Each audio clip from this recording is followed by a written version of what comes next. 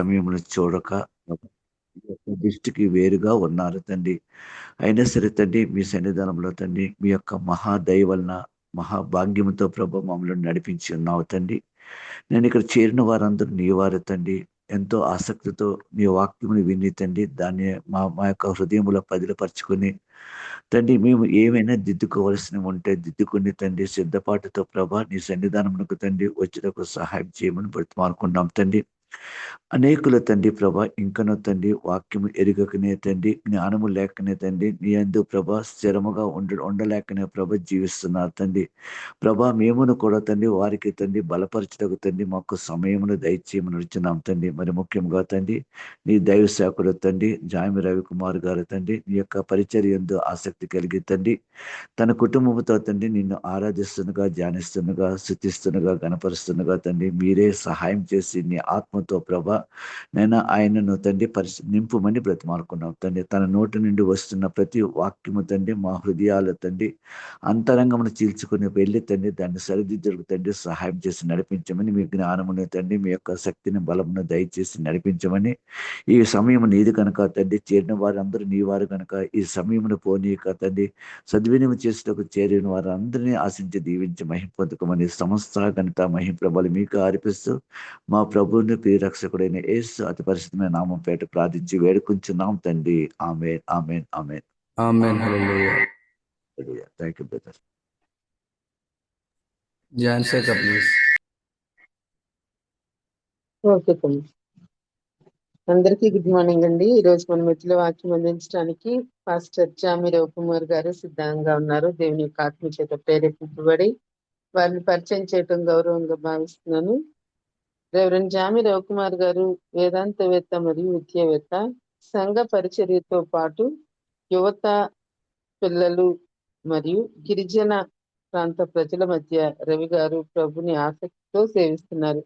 ప్రస్తుతం వారు Vizianagaram Emmanuel Baptist సంఘ కాపరిగా సేవలు అందిస్తున్నారు. రవి గారు మరియు అతని ప్రియ సతీమణి సునీత గారులకు గ్రేస్ అని ఒక కుమార్తె ఉన్నారు. తరచుగా వారు మన మధ్య వాక్యాన్ని బోధిస్తూ ఉంటారు. దయచేసి మీట్లోనే ఉంటూ మన వాక్యాన్ని విందామండి. వారిని ప్రేమతో ఆహ్వానిస్తున్నాను. Welcome brother. గుడ్ మార్నింగ్ అండి. యేసుక్రీస్తు నామంలో వర్చువల్ ఫెలోషిప్లో పాల్గొన్న ప్రతి ఒక్కరికి ప్రత్యేకమైన వందనాలు. అదేవిధంగా అవకాశం బాబు రత్నాకర్ గారు కోటి వారి ప్రత్యేకమైన వందనాలు.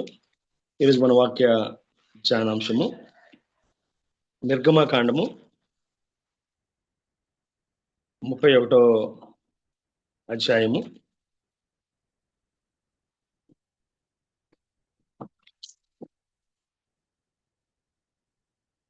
1 నుంచి చదువుతున్నానండి. మరి యెహోవా మోషేతో ఇట్లనెను, చూడుము, నేను యూదా గోత్రములో హూరు మనవడును ఊరు కుమారుడైన బెస్సాలీను అని పేరు గల వాడిని పిలిచి తిని, విచిత్రమైన పనులను కల్పించుటకును, బంగారముతోను వెండితోను ఇత్తడితోను పనిచేయుటకును, పొదుగుటికే రత్నములు సానబెట్టుటకును, కర్రను కోసి చెక్కుటకును, సమస్త విధమైన పనులు చేయుటకును, జ్ఞాన విద్య వివేకమును సమస్తమైన పనులు నేర్పును వానికి కలుగునట్లు వానిని దేవుని ఆత్మపూర్ణిగా చేసి ఉన్నాను. మరియు నేను దాను గోత్రములోని హైసామాకు కుమారుడైన అహోలీబును అతను తోడు చేసి తిని, నేను నీకు ఆజ్ఞాపించినవన్నీ చేయునట్లు జ్ఞాన హృదయులందరి హృదయములో జ్ఞానము ఉంచి ఉన్నాను.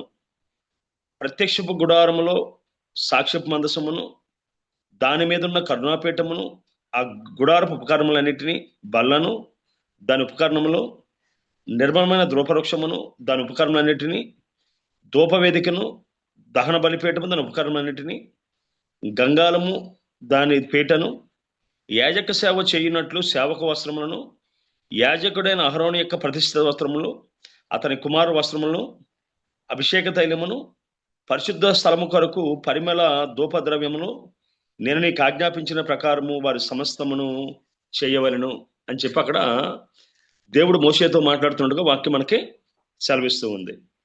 అంతేకాకుండా మనం చూసినట్లయితే ఈ యొక్క 38వ అధ్యాయం 22వ వచనంలో యూదా గోత్రికుడైన హూరు మనవుడను ఊరు కుమారుడనైన బెస్సాలేలు యెహోవా మోషేకు ఆజ్ఞాపించినదంతయు చేశాను. దాను గోత్రికుడును అహిసామాకు కుమారుడైన అహోలియాబు అతనికి తోడై ఉండెను. ఇతడు చెక్కుడును విచిత్రమైన పని కల్పించేవాడును, నేల ధూమ్రవర్ణ రక్త సన్నపడంతో మాట్లాడు పని చేయువాడునై ఉండినని చెప్పి అక్కడ మనకి స్పష్టంగా బైబిల్ అక్కడ మనకి తెలియజేస్తూ ఉంది.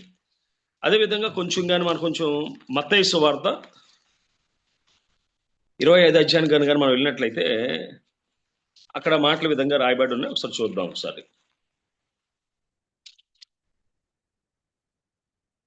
25 అధ్యాయం 14 వచ్చినండి. ఒక మనుషుడు దేశాంతరం ప్రయాణమై తన దాసులను పిలిచి తన ఆస్తిని వారికి అప్పగించినట్లుండెను. అతడు ఒకనికి 5 తలాంతులను, ఒకనికి 2, ఒకనికి 1 యవన సామర్థ్యము చొప్పున వానికిచ్చి వెంటనే దేశాంతరము పోయెను. అదేవిధంగా 19 వచనం. అయితే ఒక తలాంతు 18 వచనం. అయితే ఒక తలాంతు తీసుకున్నవాడు వెళ్ళి భూమిని త్రవ్వి తన యజమాని సొమ్మును దాచిపెట్టెను. బహుకాలమైన తరువాత అతడు దాసుల యజమానుడు వచ్చి వారి యొద్ద లెక్క చూచుకొనెను. సో ఈ చదువుబడిన వాక్య భాగంలో మనకు స్పష్టంగా కనబడుతున్న మాట ఏంటంటే, దేవుడు తన పనిని అప్పగించినప్పుడు ఆ పని చేయడానికి సరిపోయే వ్యక్తిని దేవుడు ఏర్పాటు చేశాడు. Not everybody have every talent.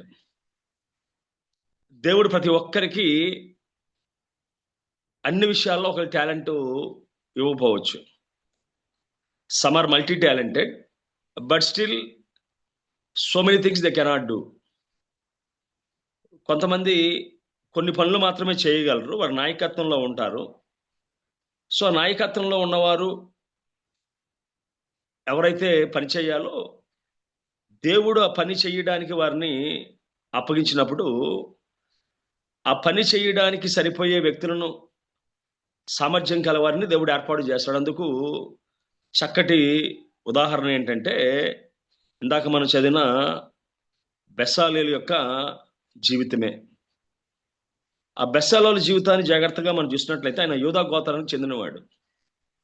యూదా గోత్రపు ప్రత్యేకత ఏంటంటే, యూదా అనే మాటకు అర్థం ఏంటంటే వారు దేవుని స్తుతించేవారు, దేవుని గణపరిచేవారు, దేవుని ఆరాధించేవారు. ఎలా ఆరాధించేవారు? పాటలతో ఆరాధించేవారా? వారి జీవితం ద్వారా ఆరాధించారా? లేదు దేవుడు వారు కనుగరించిన తలాంతుల ద్వారా ఆరాధించారని మనం చూసినట్లయితే వారు పాటలు పాడినట్టుగా లేదు, కానీ వారి జీవితాల ద్వారా దేవుడు వారు కనుగరించిన తలాంతుల ద్వారా వారు దేవుని కనపరిచినట్టుగా, దేవుని హెచ్చించినట్టుగా బైబిల్ మనకి తెలియజేస్తూ ఉంది. ఒకవేళ బెస్సాలేలు అనే మాటకి అర్థాన్ని కానీ మనం చూసినట్లయితే, in the shadow of God or under God's protection అని అర్థం వస్తుంది. అంటే దాని అర్థం ఏంటంటే, దేవుని నీడలో ఉన్నవాడు, దేవుని సంరక్షణలో ఉన్నవాడు, దేవుని యొక్క కాపుదలలో నివసించేవాడు అని అర్థం. దేవుని నీడలో ఉన్నవాడు, దేవుని సంరక్షణలో ఉన్నవాడు, దేవుని కాపుదలలో నివసించేవాడు. సో ఈ బెస్సాలేలను దేవుడు ఎంచుకోవడంలో మరి ప్రత్యేకత ఏంటో, ప్రాముఖ్యత ఏంటో మనకి ఇదిమిద్దంగా మనకు తెలియదు, కానీ దేవుడైతే బెస్సాలేలను ఎంచుకున్న విధానం అయితే అద్భుతంగా ఉంది. ఆ సంగతి మోషేకే తెలియజేసిన అనుకుంటాను. ఎప్పుడైతే దేవుడు మోషేకి ఈ పనంతా అప్పగించాడు, మందిరాలు కట్టాలని మోషే భయపడ్డాడేమో అనుకుంటాను. నేను నోటి మాంద్యం కలిగిన వాడిని, నాకు యుద్ధ విద్యలు వచ్చు తప్ప, అదేవిధంగా కొంతకాలం నేను గొర్రెలు మేపాను, ఈ యొక్క తలాంతులు నా జీవితంలో ఉన్నాయి, కానీ ఈ విధంగా విచిత్రమైన పనులు చేయడానికి, చెక్కడి పని, ఇత్తడి పని, బంగారు పని, వెండి పని, ఇవి చేయగలిగే జ్ఞానం నాకు లేదని ఒకవేళ ఆయన నిరాశలో నిస్పృహలో ఉన్నప్పుడు దేవుడు చెప్తున్న మాట ఏంటంటే, నేను బెస్సాలేలును వివిధమైన సమస్తమైన బంగారంతో పనిచేయడానికి, విచిత్రమైన పనులు కల్పించడానికి, వెండితో ఇత్తడితో పనిచేయడానికి, రత్నములు సానబెట్టడానికి, కర్రను కోసి చెక్కడానికి, సమస్త విధమైన పనులు చేయుటకు. ఒక పక్క ఏమో ధూపద్రవ్య నైవేద్యాలు, ఇంకో పక్క అభిషేక తైలము, ఇంకో పక్క యాజక సేవ చేసేవారి వస్త్రాలు. So there are so many things they have to complete. But అవన్నీ చేయగలిగే జ్ఞానము, విద్య, వివేకములు, సమస్తమైన పనులు నేర్పు కలుగునట్లుగా వాడిని దేవుని ఆత్మపూర్ణిగా చేసి ఉన్నాను అంటున్నాడు ఆయన. God filled with he spirit to do everything. అవన్నీ చేయడానికి దేవుడు అతన్ని ఆత్మపూర్ణిగా చేశాడట. సో మన వ్యక్తిగత జీవితాల్లో మనం చూసినట్లయితే దేవుడు కూడా మనలో ప్రతి ఒక్కరికి వివిధ రకాలైన తలాంతులను దేవుడు ఇచ్చాడు. ఒకవేళ ఈ తలాంతులను కూర్చున్న ఆలోచన కానీ మనం చూసినట్లయితే రాయబడ్డ మాట ఏంటంటే, a natural skill or ability to be good at something specially without being taught. సహజ సిద్ధంగా వచ్చే ఒక నైపుణ్యం కానీ, సామర్థ్యం కానీ, అంటే ఆ పనిలో అంటే ఎవరు కూడా నేర్పించకుండానే, ఎవరి దగ్గర నేర్చుకోకుండానే, maybe some times by birth are we can show at a very early age. So ఒకవేళ మ్యూజిక్లో కావచ్చు, లేకపోతే వివిధ రకాల పరిస్థితుల్లో కావచ్చు, ఆ విధంగా న్యాచురల్గా వచ్చేది. ఒకవేళ మన తల్లిదండ్రులకు లేకపోవచ్చు ఆ టాలెంట్, మన పితరులకు ఆ టాలెంట్ లేకపోవచ్చు, కానీ దేవుడు కొన్నిసార్లు కొన్ని ప్రత్యేకమైన తలాంతులు మన వ్యక్తిగత జీవితాల్లో దేవుడు ఎందుకు ఇచ్చాడంటే దేవుని పని చేయడానికి. బైబిల్లో 2 సందర్భాలు చూసాం మనం. ఆ 2 సందర్భాల్లో చూసినట్లయితే ఒకటేమో వ్యక్తులకున్న స్కిల్స్, అదేవిధంగా తలాంతుల కోసం మాట్లాడుతూ ఉంటే, మనం ఇందాక మత్తయి సువార్తలో చూసింది ఆ తలాంతుల యొక్క అర్థం ఏంటంటే it is a money or weight. అది ఒక బరువుకి లేకపోతే డబ్బుకు సంబంధించింది. ఆ కాలంలో ఒక తలాంతు అనే మాటకు అర్థం ఏంటంటే సుమారుగా 360 దేనారాలు కావచ్చునని పుట్టినోట్లో మనకి రాయబడి ఉంది. దాన్ని డబ్బుతో కొలిచాడు. అదేవిధంగా దాన్ని కొంచెం ముందుకు కానీ వెళ్ళినట్లయితే కొంతమంది ఒకవేళ తలాంతు అంటే సుమారుగా ఇన్ని మణుగుల బంగారం, 34 కేజీల బంగారం అన్నట్టుగా కొంత రిఫరెన్స్ ఇవ్వడానికి మనం గమనిస్తూ ఉంటాం. సో ఏదేమైనప్పటికీ ఒకవేళ మనం ఆలోచన చేసినట్లయితే అక్కడ వాక్యంలో ఇవ్వబడ్డ విషయాన్ని మనం గమనించినట్లయితే కింద పుట్టినోట్లో ఇవ్వబడ్డ విషయం ఏంటంటే ఈ విధంగా అక్కడ రాయబడి ఉంది.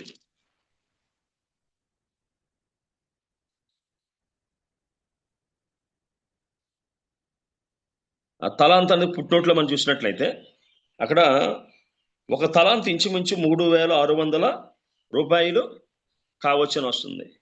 ఒకవేళ మరి కొంచెం మన ముందుకు కానీ వెళ్ళి ఈ మత్తయి సువార్త 20 అధ్యాయాన్ని కానీ మనం చూసినట్లయితే అక్కడ ఈ విధంగా రాయబడి ఉంది.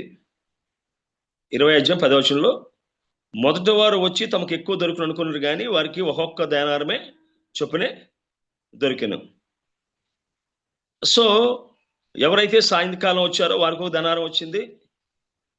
అక్కడ చూసిన 8వ వచనంలో, సాయంకాలం అయినప్పుడు ఆ ద్రాక్ష తోట యజమానుడు తన గృహ నిర్వాహకుడిని చూచి పనివారిని పిలిచి చివర వచ్చిన వారు మొదలుకొని మొదట వచ్చిన వారికి కూలి ఇమ్మని చెప్పాను. దాదాపు 5 గంటల కూలికి కుదిరిన వారు వచ్చి ఒక్క దేనారం తీసుకున్నది. మొదట వారు వచ్చి తమకు ఎక్కువ దొరుకును అనుకున్నారు కానీ వారికి ఒక దేనారం దొరికింది. సో దాని అర్థం ఏంటంటే ఆనాటి ఒక దినపు కూలి సుమారుగా ఒక దేనారం. ఈ 3600 దేనారాలు చూసినట్టు ఇంచుమించుగా డివైడెడ్ బై 360 రోజులతో కొట్టినట్లయితే 9.86 ఎంత వస్తుంది? అది అంటే సుమారుగా 10 సంవత్సరాల ఒక వ్యక్తి యొక్క దినసరి కూలి. సో ఒక వ్యక్తికి ఒక తలాంతు, ఇంకో వ్యక్తికి 5 తలాంతులు, ఇంకో వ్యక్తి 2 తలాంతులు ఇచ్చినట్టుగా బైబిల్ రాయబడింది. అక్కడ చేయబడ్డ మాట అంటే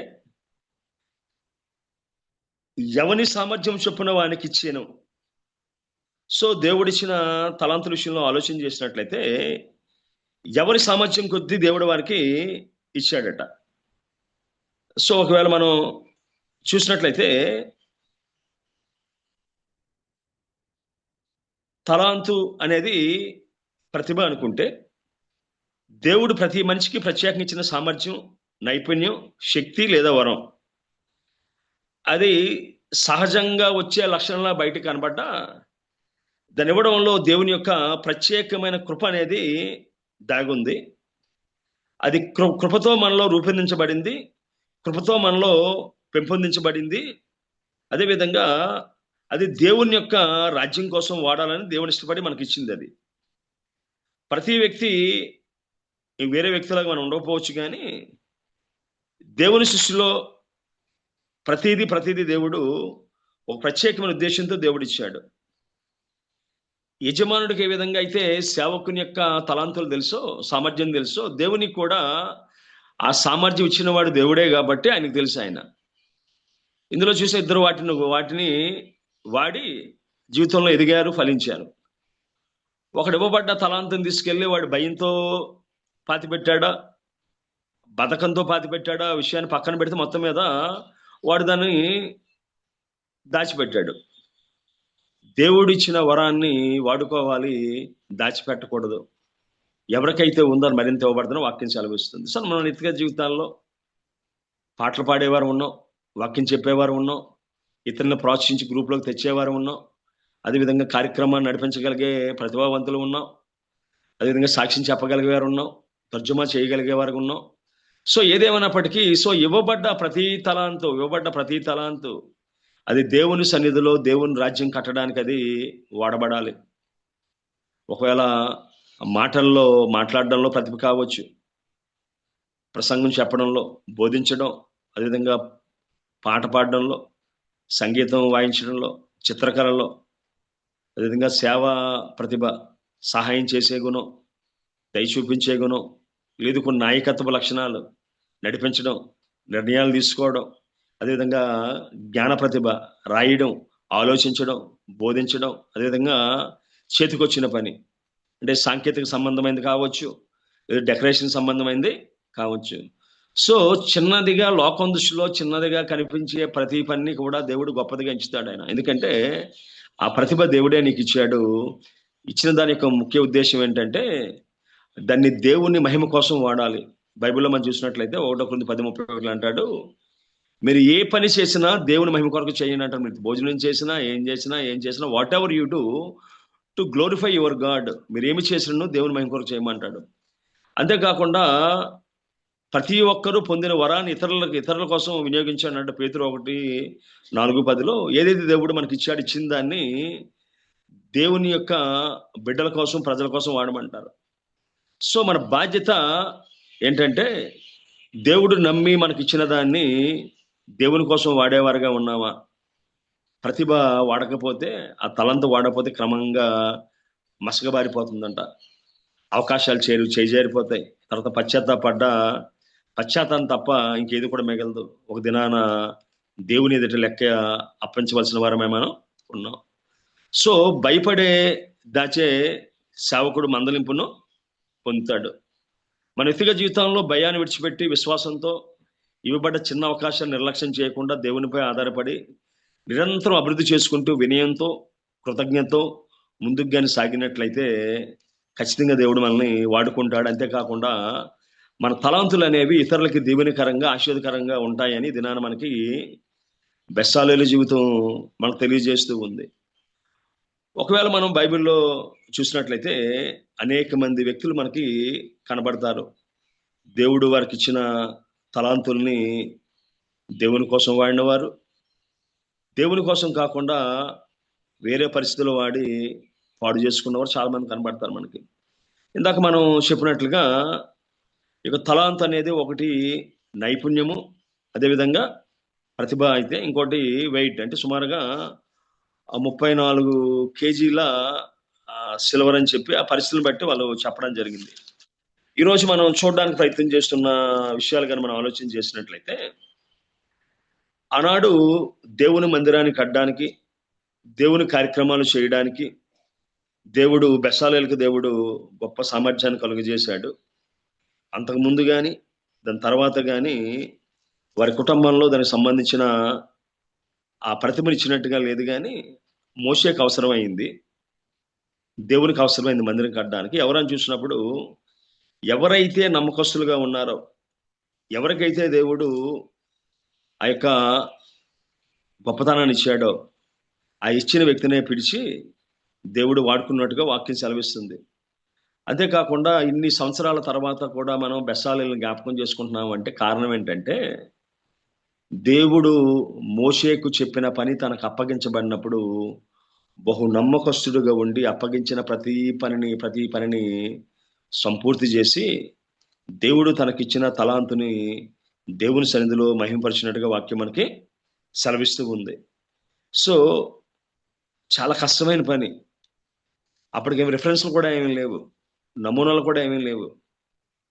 దేవుడు మోషేకి ఏం చెప్పాడో అదే విషయాన్ని మోషే వివరించినప్పుడు దాన్ని అర్థం చేసుకొని అవగాహన చేసుకొని ఆ ముందుకెళ్ళగలిగే కృపలో బెసాలేల దినాన వాడబడ్డాడు.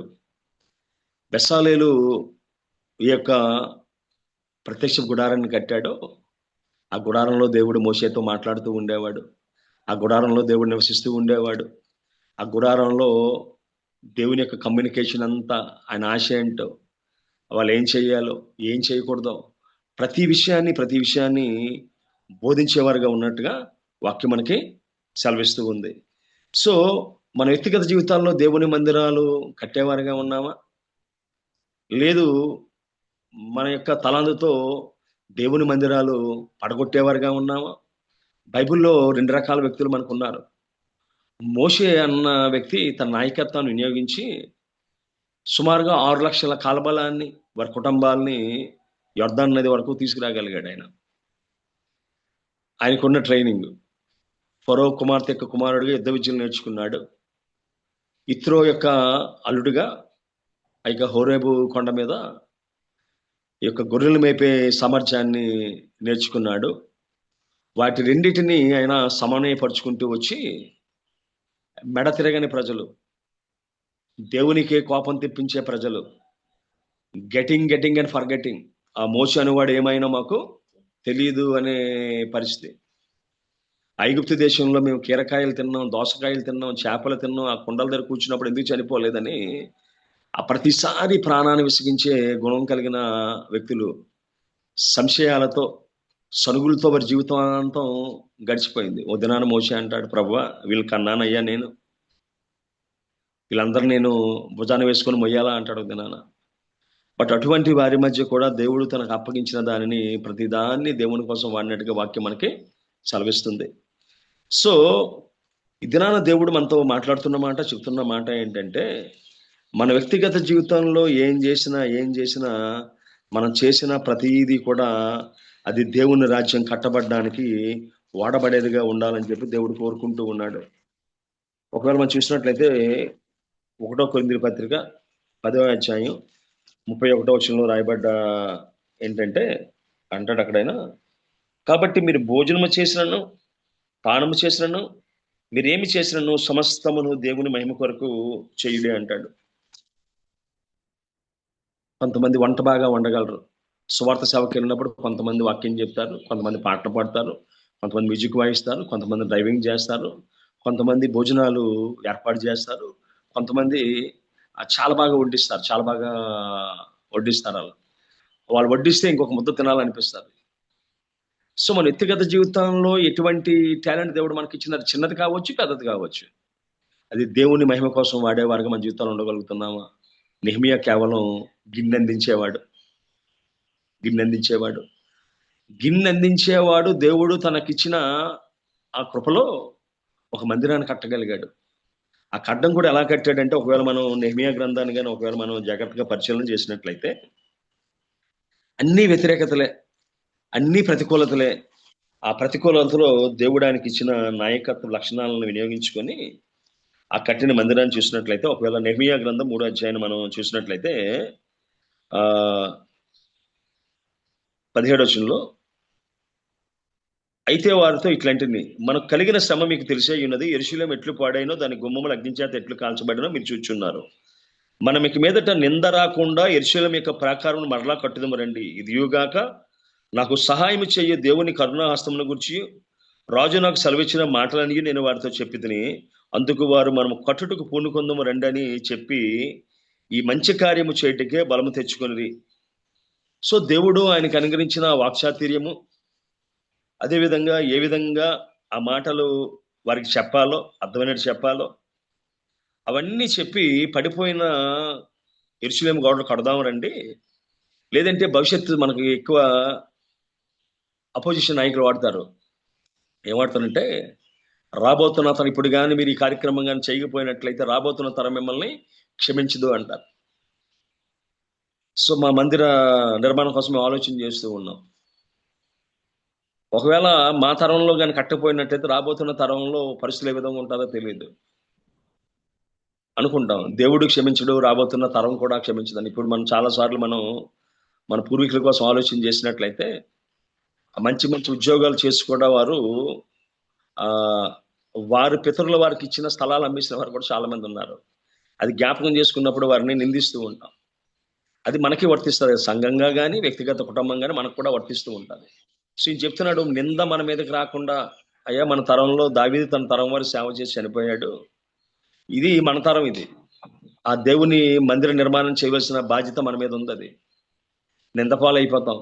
రెండోది మంచి పని కలిసి మనం పనిచేద్దాం అన్నప్పుడు 4వ అధ్యాయం 17 వచనం చూసినట్లయితే, గోడ కట్టువారును బరువులు మొయ్యేవారును బరువులు ఎత్తువారును ఒక్కొక్కరు ఒక చేతితో పనిచేసి ఒక చేతితో ఆయుధములు పట్టుకొని ఉండురి.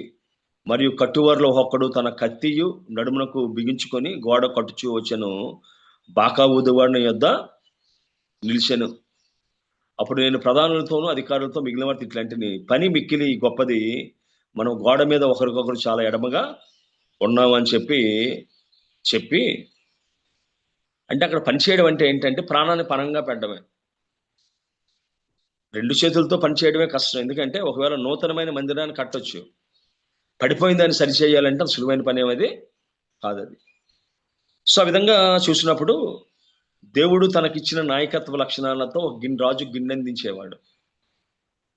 ఆయన పడిపోయిన దేవుని యొక్క యెరూషలేము మందిరాన్ని కట్టినట్టుగా వాక్యం సెలవిస్తుంది 52 రోజుల్లో. అందుకే ప్రత్యేకంగా ఆయన పేరు మీద గ్రంథాన్ని దేవుడు ఏర్పాటు చేశాడు. సో మన చదువు, మన సామర్థ్యము ప్రాముఖ్యం కాదు, కానీ వాడబడాలని ఆశ నీకు ఉన్నట్లయితే దేవుడు ఎల్లప్పుడూ సిద్ధంగా ఉన్నాడు. ఉదయాన విలియం కేరీ భక్తుని అడిగారు. వాళ్ళు ఏమడిగారంటే, వై గాడ్ యూజ్డ్ యూ అంటే ఆయన ఈ విధంగా చెప్పాడు, not because of my ability, because of my availability అన్నాడు ఆయన. అయ్యా నా సామర్థ్యాన్ని బట్టి దేవుడు వాడుకోలేదు, నేను దేవునికి అందుబాటులో ఉన్నాను. పాస్టర్ గారు ఒకవేళ నీకు ప్రార్థన ఇవ్వాలన్నా, వాక్యం ఇవ్వాలన్నా, ఏం చేయాలన్నా నువ్వు మందిరంలో అందుబాటులో ఉండాలిగా. ఒకవేళ ఒక మీటింగ్లో వాడబడాలంటే మీటింగ్కి వెళ్ళాలిగా. సో మన వ్యక్తిగత జీవితంలో దేవుని పని కోసం వాడబడడానికి సిద్ధంగా ఉన్నామా? బైబిల్లో మాట ఉంది, నా ఎద్దుకు వచ్చి వారిని ఎంత మాత్రమూ నేను త్రోసివేయనని. ఒకవేళ మన జూమ్ మీటింగ్స్లో వాడబడుతున్నామంటే మనకంటే జ్ఞానవంతులు లేదా, మనకంటే సామర్థ్యం కలిగిన వారు లేదా, మనకంటే వాక్యం చెప్పగలిగేవారు, పాటలు పాడగలిగే నడిపించేవారు లేదా, ఉన్నారు. బట్ మన ఆశను చూసి దేవుడు అవకాశాన్ని ఇచ్చుకుంటూ దేవుడు వెళ్తూ ఉన్నాడు ఆయన. సో మన వ్యక్తిగత జీవితంలో మనం చేయగలిగే పని ఏంటంటే, దేవుని సన్నిధిలో వాడబడే బిడ్డలుగా మన జీవితాలు ఉన్నాయా లేదంటే ఒకసారి మనం పరిశీలన చేసుకునే వారిగా మనం ఉండగలగాలి. ఒకవేళ దేవుడిచ్చిన ప్రతిభను వినియోగించుకునేవారుగా ఉన్నామా, పాడు చేసుకునేవారుగా ఉన్నామా? ఒకవేళ ఈ యొక్క తలాంతం గురించి మనం ఆలోచన చేసినట్లయితే, దేవుని చేతులే మలిచిన మట్టి మనం ప్రతి మనిషిలో ఒక వెలుగు కథనం. ఎవరికో మాటల ప్రతిభ వర్షంలా, ఎవరికో చేతుల పనిలో కలలా. చిన్నదనిపించే వరం చిన్నది కాదు, దేవుని దృష్టిలో అది వ్యర్థమైనది కాదు, భిన్నమైనది, ఉన్నతమైనది. ఒకరికొకరు భిన్నం మన గుణం, అదే సృష్టిలో అందమైన సౌందర్యం. ఒకరికొకరు భిన్నం మన గుణం, అదే సృష్టిలో అందమైన సౌందర్యం. దాచితే మసకబారే ప్రతిభా దీపం, వాడితే వెలిగే ఆశల దీపం, అనేక మందిని వెలిగించే ఆశల దీపం. భయంతో దాచిన తలంతు నేలలో, విశ్వాసంతో వాడిందే విజయాల బాటలో.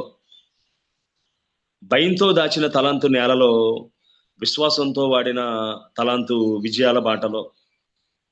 పాడేవాడు ప్రభుని మహింపరచాలి, రాసేవాడు సత్యాన్ని వెలిగించాలి, సేవ చేసేవాడు ప్రేమను పంచాలి, శుద్ధ మనసుతో పంచాలి, నడిపేవాడు న్యాయాన్ని చూపాలి, ప్రతిభ మనది కాదు, ఆ దేవాది దేవుని యొక్క దానం.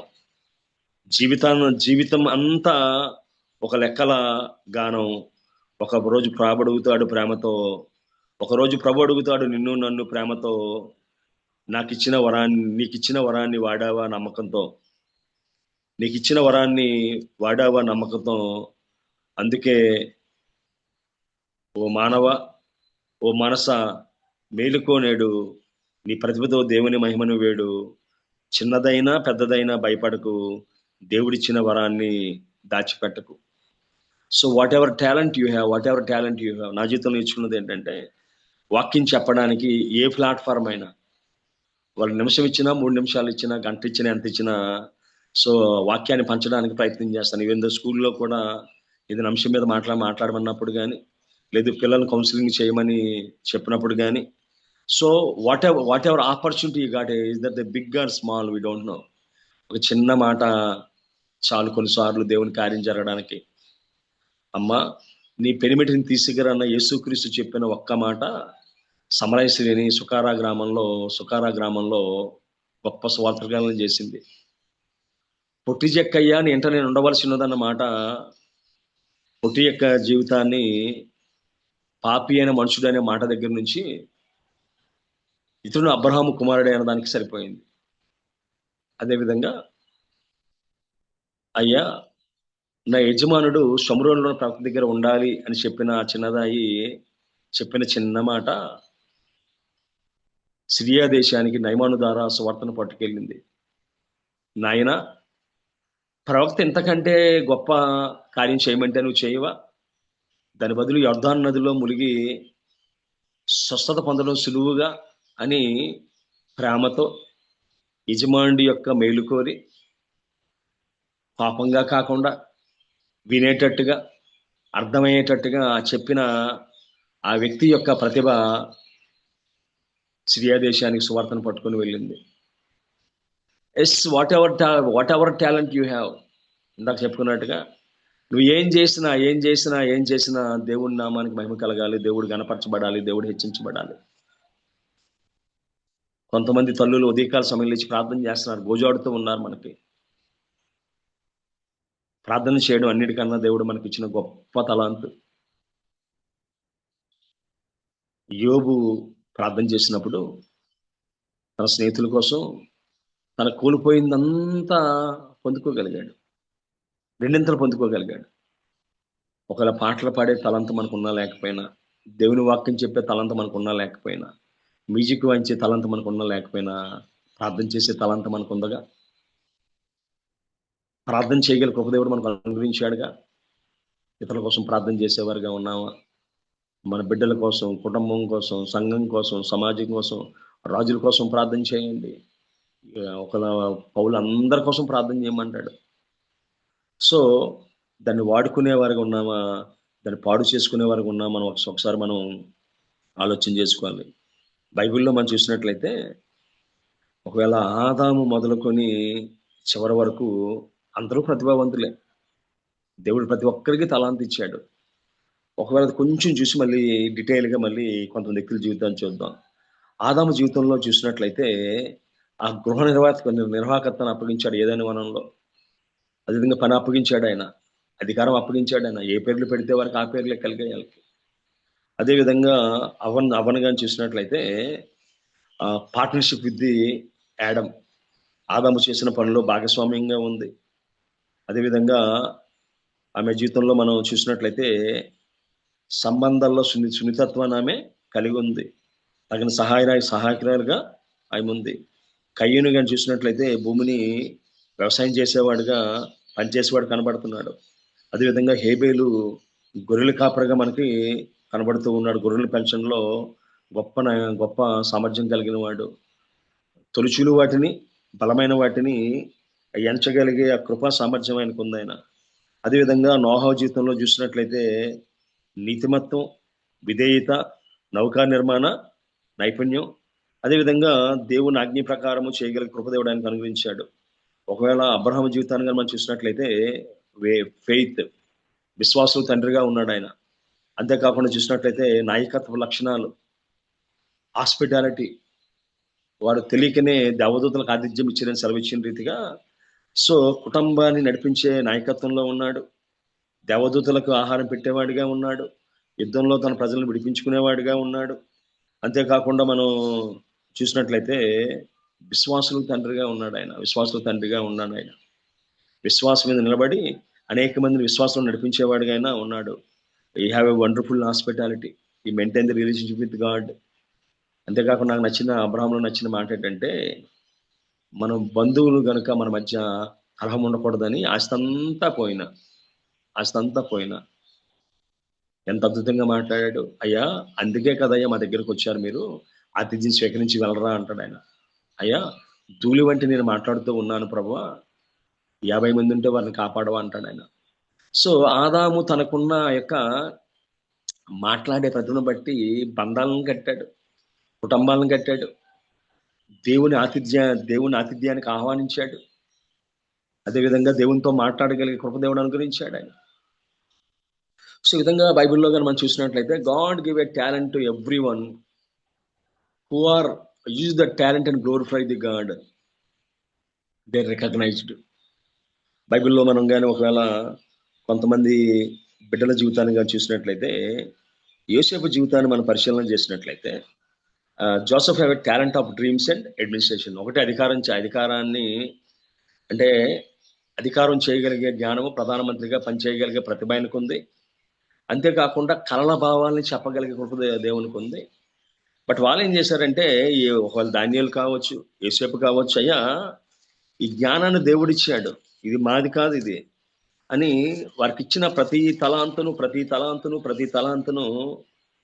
దేవుని మహిమ కోసం వాడారు. వారికి ఇవ్వబడ్డ ప్రతిదాన్ని దేవుని గణపరచడానికే వాడారు. ఒకవేళ మనం 41వ అధ్యాయంలో కానీ మనం చూసినట్లయితే మొత్తం అంతా కూడా దేవుడు అంటాడు. ఒకవేళ చూసినట్లయితే 41వ అధ్యాయం 41వ వచనం చూసినట్లయితే యొక్క గ్రంథం అంతా కానీ మనం పరిశీలన చేసినట్లయితే చూద్దాం ఒకసారి. 41వ అధ్యాయం 16వ వచనంలో దేవుడు ఫరోకు క్షేమకరమైన ఉత్తరం ఇచ్చినని ఫరోతో చెప్పినని రాయబడి ఉంది. అదేవిధంగా 25వ వచనంలో అందుకు యోసేపు ఫరో కనిన కళ ఒకటే, దేవుడు తాను చేయబోచున్నది అని ఉంది. 28 నేను ఫరోతో చెప్పు మాట ఇదే, దేవుడు తాను చేయబోచున్నది అంటాడు ఆయన. అదేవిధంగా 32 ఈ కార్యము దేవుని నిర్ణయించబడి ఉన్నది, ఇది దేవుని శీఘ్రముగా జరిగించును అంటాడు. ఈ విధంగా దేవుడు అనుకుని వస్తే 38వ వచనంలో అతడు తన సేవకుని చూచి ఇతని వలె దేవుని ఆత్మగల మనుషుని కనుగొనగలవా అంటాడు ఆయన. So whatever talent he have, he want to use that word to glorify God. అది దేవుని కృపను దేవుని మాత్రమే కనపరిచాడు ఆయన. అది నా శక్తి, నా సామర్థ్యం అని చెప్పేప్పుడు అనుకోలేదు ఆయన. 10 సార్లు ఎప్పుడైతే దేవుడు అన్నాడో ఫరో అంటాడు, ఇతని వలె దేవుని ఆత్మ గలవాన్ని మనం కనుగొనగలవా అంటాడు ఆయన. కొన్నిసార్లు స్కూల్స్లో వాటిలో పిల్లలు ఈ యొక్క దేవుడి గురించి టాపిక్ వచ్చినప్పుడు, దేవుడు మీకు తెలుసా, దేవుని మీరు చూశారా, దేవుడు ఎలా ఉంటాడని చెప్పి రకరకాల ప్రశ్నలు అడుగుతూ ఉంటారు. ఎందుకంటే చిన్నపిల్లలకి ఎక్కువ డౌట్స్ ఉంటాయి. సో కొన్నిసార్లు దాన్ని మనం చెప్పలేం కాబట్టి, నేను దేవుడు ఉన్నాడో లేడో అనే విషయాన్ని పక్కన పెడితే, ఒక 20 సంవత్సరాలు చనిపోవలసిన వాడిని దేవుడి దినాన బ్రతికించి మీ ముందు ఉంచాడు. అదే 8 సంవత్సరాలు పిల్లలు లేని వారి డాక్టర్ పిల్లలు పుట్టారంటే దేవుడు కూతురుని ఇచ్చాడు. అదేవిధంగా ట్రాన్స్ఫర్లో నీకు నచ్చిన స్థలం రాదన్నా ప్లేస్ మార్చుకో అంటే దేవుడు ఈ స్కూల్లో నాకు పోస్టింగ్ ఇచ్చాడు. సో ఇవన్నీ నాకు చెప్తున్న మాట ఏంటంటే, దేవుడు అనేవాడు ఉన్నాడు. దేవుడు మన అవసరాలు తీరుస్తూ ఉన్నాడు. నాకు యోహాను సువార్తలో ఆ గుడ్డాయన చెప్పిన మాట బాగా నచ్చుతుందండి. ఆయన మంచివాడు చెడ్డవాడు నాకు తెలియదు, అంతకుముందు నాకు చూపు లేదు, ఇప్పుడు నేను చూడగలుగుతూ ఉన్నాను. నేను ఒకవేళ దేవుని దోషులు పాట రాసినట్టుగా సాక్ష్యం ఇచ్చేదా నా స్వామి యేసు దేవుడు అని సాక్ష్యం ఇచ్చేదా, బోధ చెయ్యలేను వాదములకు బావ నాకదేలా, నాదుడేసు గురించి నాకు తెలిసినంత వరకు సాక్ష్యం ఇచ్చిందని అద్భుతంగా రాశాడు ఆయన. సో మన వ్యక్తిగత జీవితాల్లో దేవుడిచ్చిన దాన్ని దేవుని కోసం వాడబడేవారుగా ఉన్నామా? దేవుడి కోసం వాడబడేవారుగా ఉన్నామా? మన మాటలు మన చేతలు దేవుని కనపరిచేవిగా ఉన్నాయా? కొన్నిసార్లు మనుషులు ఏం చేస్తారంటే మన ప్రతిభను పొగడడానికి చెప్తూ ఉంటారు. ఇప్పుడు మనం చెప్పాల్సిన మాట ఏంటంటే, not because of my ability, because of God's grace అనే మాట చెప్పగలిగితే దేవుడు కనపరచ. బైబిల్లో ఉన్న మాట ఏంటంటే, హీరోద్ అన్నవాడు 12:23 అనుకుంటా, వాడు దేవుని గనపరచునందున దేవుడు వాడిని మొత్తినట్టుగా వాక్యం మనకి సెలవిస్తూ ఉంది. ఒకవేళ ఎప్పుడైనా మన ప్రతిభ మన సామర్థ్యము అని ఎప్పుడైనా మనకు అనిపించినట్లయితే 23వ వచనంలో ఉంటది, అతడు దేవుని మహిమపరచునందున వెంటనే ప్రభు దూత అతను మొత్తిన కనుక పురుగులు పడి ప్రాణము విడిచిన రాయబడి ఉంది ఆయన. సో ఒకవేళ ఒక 2 తరాలు కానీ వెనక్కి కానీ మనం వెళ్ళినట్లయితే మన కుటుంబాల్లో ఉన్నదంతా పేదరికమేగా, మన కుటుంబంలో ఉన్నదంతా అజ్ఞానమేగా. సో మరి ఏం జరిగింది? యేసుక్రీస్తు మన జీవితంలోకి వచ్చాడు. యేసుక్రీస్తు మన గృహాల్లో ప్రవేశించాడు. యేసుక్రీస్తు మన జీవితంలో కార్యం చేయడం ప్రారంభించాడు. అపొస్తలుడైన పౌలు చెప్పినట్టుగా, నేనేమై ఉన్నానో అది ప్రభువైన యేసుక్రీస్తు కృప వలన అయ్యాను నేను.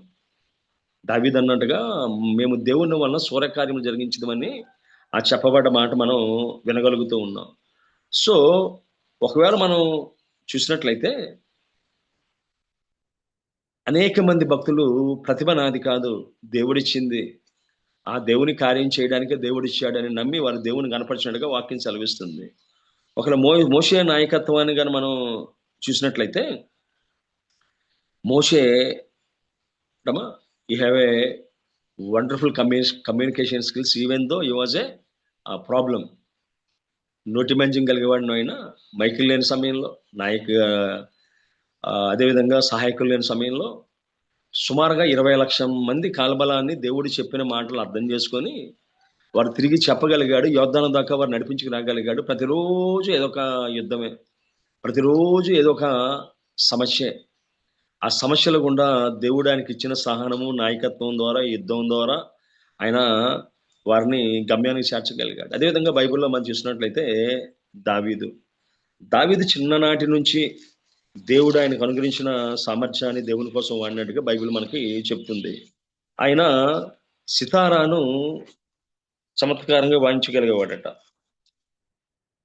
మనం చూసినట్లయితే 1వ సమూయేలు గ్రంథం 16వ అధ్యాయంలో చూసినట్లయితే 18వ వచనంలో, సౌలు బాగుగా వాయించగల ఒకరిని విచారించి నా ఎదుగు తీసుకుని రండి తన సేవకుని సెలవేయగా వారిలో ఒకడు, చిత్తగించుము, బెత్లెహేమీయుడైన యెషయా యొక్క కుమారులో ఒకరిని చూచి తిని, అతడు చమత్కారముగా వాయింపగలడు, అతడు బహుశూరుడును యుద్ధశాలియు మాట నేర్పరియు రూపస్నై ఉన్నాడు, మరియు యెహోవా అతనికి తోడుగా ఉన్నాడు.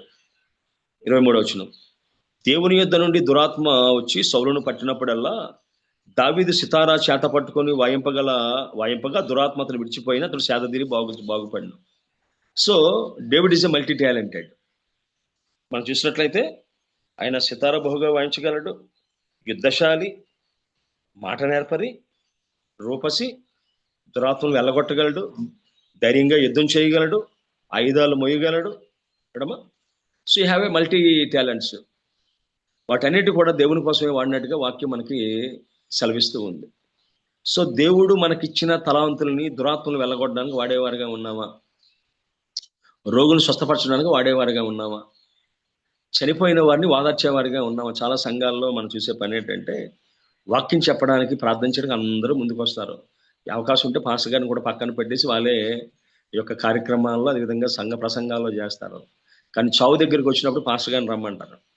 అదే దురాత్మలు వెళ్ళగొట్టాలన్నప్పుడు పాస్టర్ గారిని పిలుస్తుంటారు. రోగుల కోసం వచ్చినప్పుడు పాస్టర్ గారిని పిలుస్తూ ఉంటారు. పౌలు అంటాడు, సమయమందును అసమయమందును whatever talent God given to you, whatever talent God given to you, ఇచ్చిన ప్రతిదాన్ని నువ్వు అడగపోతే ఒక దినాన నువ్వు లెక్క అప్పగించవలసిన వాడిగా ఉంటావు. ఎస్పెషల్లీ అనారోగ్యంతో ఉన్నవారు, అదేవిధంగా దురాత్మ చేత పీడింపబడిన దానికి సమయం సందర్భం అనేది ఉండదు. అది మరి అర్ధరాత్రి ఒకవేళ మనం పిలిచిన, అర్ధరాత్రి వాళ్ళు మనల్ని రమ్మని చెప్పిన, ఎందుకంటే it's not a talent, it's not a pride, it is a responsibility. దేవుడు మనకి ఏ తలాంతి ఇచ్చినా ఒక బాధ్యత మన మీద పెట్టాడని దాని యొక్క అర్థం. అది God put us a some responsibility to heal the people, to save the people, to share with the people. So ఏనాడు కూడా నా జీవితంలో నేర్చుకున్న మాట అంటే, ఒక్కరోజు కూడా ఎవరైనా వాక్యం చెప్పడానికి కానీ ఏ పనికి పిలిచినా రానని చెప్పలేదు. రెండోది, ఇచ్చిన మాట ఎప్పుడు కూడా తప్పిపోలే. ఈ సమయంకి వస్తానని చెప్పి రాపడం ఎప్పుడూ లే. అది ఒకవేళ జూమ్ మీటింగ్లో కావచ్చు, బయట కావచ్చు. ఎందుకో దేవుడు ఆ కృపను దేవుడు అనుగ్రహించాడు ఆయన. ఎందుకంటే నేను నమ్మింది ఏంటంటే, దేవుడు ఇచ్చిన అవకాశాన్ని సద్వినియోగపరచుకోకపోతే రాబోతున్న కాలంలో అవకాశం ఉంటుందో ఉండదో మన జీవితంలో.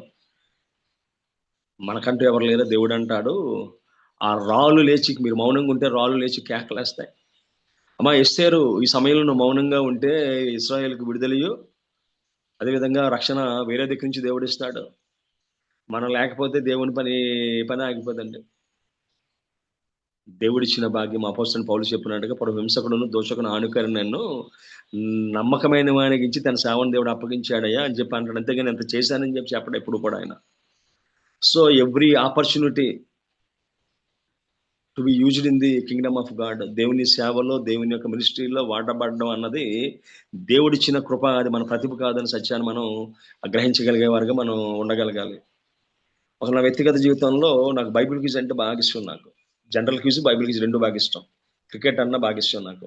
సో వీటి మీద దృష్టి ఎక్కువగా నేను పెడుతూ ఉండేవాడిని. బైబిల్ ఈ చివరి నుంచి చివరి దాకా చదివేస్తూ ఉండేవాడిని.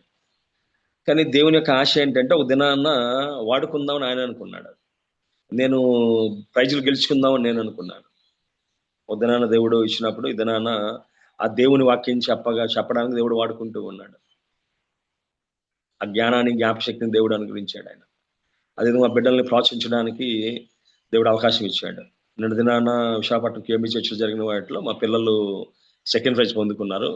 50 మార్కులకి 49 మార్కులు వచ్చాయి గల్తీ పత్రిక మీద. వాళ్ళందరూ కూడా ఏంటంటే, they are the first generation Christians. వాళ్ళందరూ కూడా ఉన్నత కులాల నుంచి వచ్చిన బిడ్డలు, అందరూ ఇంజనీరింగ్ చదువుతున్న బిడ్డలే.